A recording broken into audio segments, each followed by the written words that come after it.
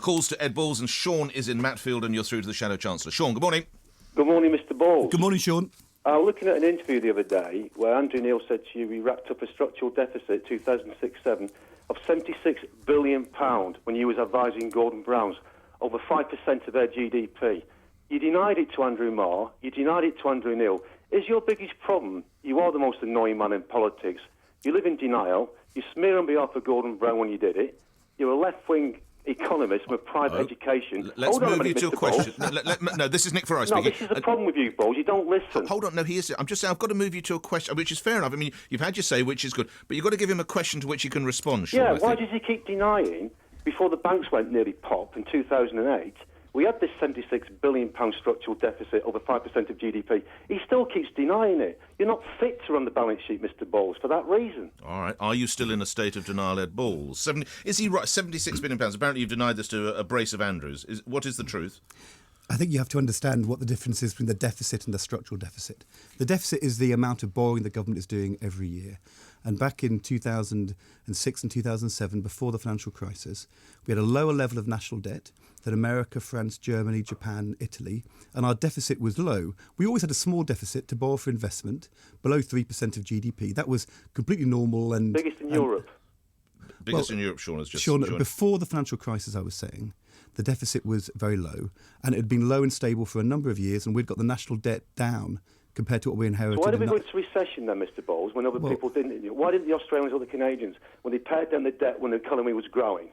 Well, Shaun, basic business. I've run a business, you haven't. That's what you do when you run a balance sheet in the real economy. Let's hear from Ed Balls. Shaun, between 1997, when we came to government, and the financial crisis in 2007, the national debt came down from over 40% of GDP to in the mid-30% of GDP. We had a big fall in the deficit. In 2001, when we sold off the mobile phone spectrum, the 3G, we raised £22 billion, and we used all of that to repay national debt. What is true is that then, in 2007, there was a big financial crisis, which you, Shaun, want to pin on me, but actually happened in America and France and Germany and Japan, all around the world. It started... Not to that level. Well, that's not true, Shaun, sorry. It started in the subprime markets of America and rippled around the world. And in that situation, when suddenly the banks stopped lending, consumers stop spending and businesses stop investing, the only way to avoid a depression is for the deficit to go up. But it goes up not because of spending, Shaun. It wasn't because of government spending. It happened because tax revenues coming into the government fell in Britain and in America, in France and Germany, all around the world. The debate about the structural deficit is all about what was the strength of the economy at the time.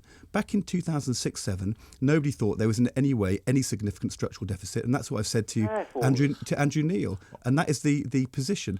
In retrospect, when you look... you're sticking with Andrew Neil, and I think Andrew Marr's also mentioned that they are wrong with these questions they keep putting to you then. Well, look, the issue is, what was the position at the time in 2006-07? Well, this is £76 billion, over 5% of GDP. This seems to be the nub of it, Mr. Balls. Were we borrowing in a deficit at that time, £76 billion? Absolutely not. No, so that is wrong. But the structural deficit is about the deficit divided by what the strength of the economy is. And some people look back and say, in retrospect, the economy was weaker in 2005, 6, 7 than we thought at the time, and therefore the underlying deficit adjusted for the economy is bigger. That is not a sort of an amount of borrowing. That's a sort of an economic concept, and people debate that. To be honest, what I said to Andrew Neil was, in retrospect, when you look back, the economy was clearly a bit weaker than we thought at the time before the financial crisis, but I don't think these 76 billion numbers stack up at all, and there's lots of economists debate that. Was there a big deficit at the time going into the financial crisis? No.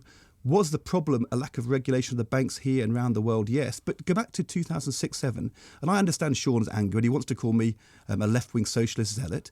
Back in 2006 and 2007, George Osborne, the Conservative Shadow Chancellor, backed Labour spending plans.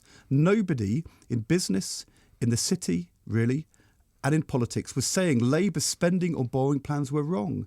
That was the consensus of the time. Now, in retrospect, you can say, we all got that wrong. But I'm sorry, Shaun, I got it wrong and you got it wrong. All right, one quick sentence response, Shaun, from Matfield. Quick sentence. Mr. Bowles, the problem was we had a massive boom market in the financial sector. There was nothing coming in the manufacturing. You as a city minister, you had light touch regulation.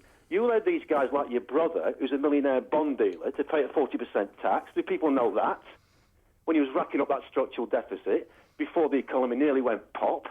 what should have happened was, like John Howard did in Australia, Stephen Harper in Canada, you paid down the debt in the boom market. But Sean, you didn't listen to me. We did. I did listen to you, but you're in denial as usual. Sean, we did repay down the debt from 44% of GDP in 1997 down to the low 30% of GDP in the middle of the decade. It was lower than we inherited and lower public debt than America, France, Germany, Japan, Italy. We did repay the debt. There was then a financial crisis, which I'm sorry was not foreseen by, here in Britain, the Treasury or the Bank of England or the Financial Services Authority. We should have been tougher on regulation, but we were the people. And you're a student of these things, you'll understand. We were the ones who actually legislated for statutory regulation in law. Before that, in 1997, regulation of the financial services industry was done by voluntary regulation by the city itself. George Osborne continually attacked me in 2005, 6, 7 when I was a city minister. I was being too heavy-handed with regulation and choking off the competitiveness of the wonderful City of London. So look, I understand your anger because I feel angry about it as well. But the idea that I was culpable and everybody else was spotting the problem, come on.